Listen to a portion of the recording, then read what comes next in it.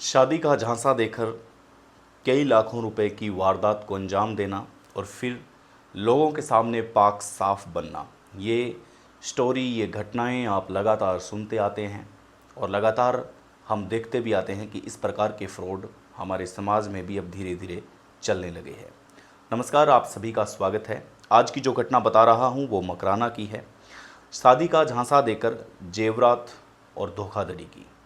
आखिर होता क्या है कि एक पूरा का पूरा गिरोह बना होता है। सगाई के बहाने से सगाई का एक उल्हाना देकर के पूरे रुपए ऐंठ लिए जाते हैं और कानों कान किसी को खबर भी नहीं होती।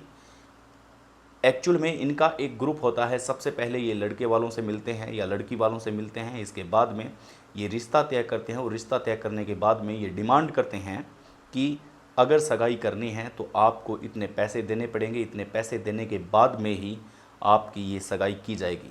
सगाई हो जाती है लेकिन शादी का इनकार कर देते हैं और उसके बाद में आधा अधूरा गहना या पैसा लौटा देते हैं और आधा अधूरा वो खुद खा लेते हैं। मकराना में एक ऐसी ही घटना सामने आई जो मैं आपको बता रहा हूँ। एक गिरोह है जिसको गच्चीपुरा पुलिस ने सोमवार को गिरफ्तार किया है। ये एक परिवार से मिलते हैं। परिवार से मिलने के बाद में इनको पता चलता है कि यहाँ पर रिश्ता करना है। लड़के वाले मिलते हैं, लड़के वाले कहते हैं कि हमारे लड़के की शादी नहीं हो रही है। ये लड़की बताते हैं, दोनों तरफ से बातें बैठ जाती है। परिवार का आना जाना लगा रहता है। कुछ महीनों बाद में ये कहते हैं कि अगर इस रिश्ते को आगे बढ़ाना है तो हमें इतने पैसे चाहिए, इतने जेवरात चाहिए। लेकिन इस बात से अनजान कि धोखा होने वाला है, इसलिए परिवार उनको कुछ जेवरात भी दे देता है और कुछ नकदी भी दे देता है, इसी आशा और उम्मीद के साथ कि शादी होगी और शादी के बाद में सब कुछ सही हो जाएगा। लेकिन ऐसा भला कहाँ होता है। बताया जा रहा है कि हनुमान राम ने 4 अप्रैल को शिकायत दर्ज की थी। 2020 में रिश्ता तय किया और रिश्ता तय करने के बाद में किसी रिश्तेदार ने नटूटी गांव में डूडियों की ढाड़ी निवासी देवकरण पुत्र दुर्गाराम के बेटी के नाम का प्रस्ताव किया कि यहाँ ठीक है, ऐसा कुछ सब कुछ चल रहा है, सब कुछ बातें चल रही है। हनुमान ने देवकरण से रिश्ता तय कर और सगाई शुरू कर दी। सगाई की बातें हो गई है, दोनों तरफ से परिवार आने जाने लगे हैं और इतना प्रेम मिठास दोनों रिश्तों में कि आप कल्पना नहीं कर सकते। लेकिन किसको पता था कि आखिर ऐसा होने वाला है। सगाई का बहाना देकर के पैसे ऐंठने का ये एक नया कारोबार चला रहे थे, लेकिन कानों कान किसी को खबर नहीं थी। इसी बीच लोगों ने बधाइयाँ दी, कॉन्ग्रेचुलेशन के मैसेज भेजे, लेकिन उनको इस बात का पता नहीं था कि आखिर होना क्या है। लोग आते रहे जाते रहे, लोगों को भी भनक नहीं पड़ी। लेकिन जेवरात और नकदी की जैसे ही वो मांग करते हैं वैसे ही परिवार वाले कुछ सतर्क होते हैं, लेकिन फिर शादी का ख्याल आने के बाद में वो ये चीज़ें दे देते हैं। हनुमान राम ने सगाई के अवसर पर देवकरण और उनकी पत्नी के नकदी और कुछ जेवरात थे वो उनके दे दिए ताकि शादी होगी और शादी होने के बाद में सारी बातें हो जाएगी। लेकिन सगाई के बाद में देवकरण ने शादी करने से मना कर दिया और झूठे मुकदमे में फंसाने और मारपीट की धमकी देकर धोखाधड़ी की। उनको डराया गया, धमकाया गया कि अगर ऐसा कुछ किया तो मैं मारपीट का बहाना बना दूंगा और झूठे मुकदमे में फंसा करके छोड़ दूंगा, इससे कुछ भी नहीं होगा। थाना अधिकारी बताते हैं कि विशेष टीम का गठन किया गया है और इस टीम के मुखबिरों और तकनीकी सहायता की मदद से आरोपियों का पता लगाकर उन्हें गिरफ्तार किया।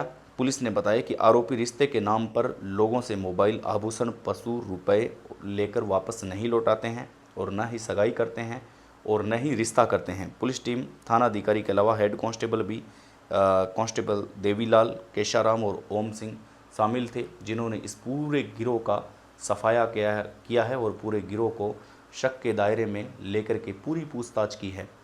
दरअसल ये किसी घर में जाते हैं, गांव में जाते हैं और गांव में जाने के बाद में ये पता करते हैं कि भी किस परिवार में कौन ऐसा है जो उम्र हो चुकी है लेकिन फिर भी शादी नहीं होती है। जैसे ही इनको पता चलता है, ये उसके गोत्र, उसका गांव सब जांच करके उसके घर में जाते हैं। पहली मुलाकात में ये कुछ नहीं बोलते, किसी बहाने से जाते हैं। दूसरी मुलाकात, तीसरी मुलाकात, ऐसे कई अनन्य मुलाकात हो जाती है, तब जाकर के ये बताते हैं कि हमारी सीध में एक ऐसा रिश्ता आया हुआ है जिस रिश्ते से अगर आप करोगे तो आपको बहुत बेनिफिट होगा, बहुत लाभ होगा।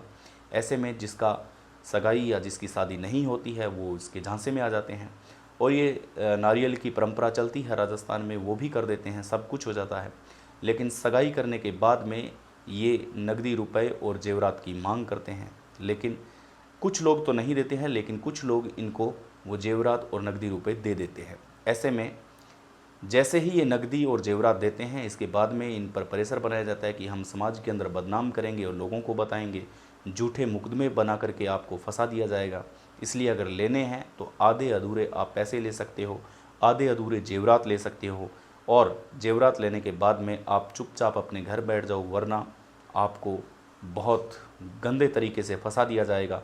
दरअसल ये कुछ कॉल रिकॉर्डिंग भी करते हैं। कॉल रिकॉर्डिंग का इनका एक बहुत गज़ब का काम होता है। फ़ोटो को ये अश्लील बना देते हैं ताकि समाज में उनकी बेइज्जती हो पाए, और इस तरह से कई परिवारों को ये ठगते हैं। लेकिन कुछ परिवार ऐसे होते हैं जो सामने आकर के हिम्मत करते हैं, और हिम्मत के बाद में जैसी ये घटना मैंने बताई वैसी कई घटनाओं को रोकने में अंजाम देते हैं, सक्षम होते हैं। इसलिए अगर आपके साथ भी कोई ऐसी घटना घटित हो तो हमें ज़रूर शेयर कीजिएगा। सावचेत रहें, सतर्क रहें, और किसी अनजान व्यक्ति पर विश्वास न करें, चाहे वो रिश्ता करवाए या फिर शादी करवाए, क्योंकि धोखा हर पैर हर पग पर लिखा होता है।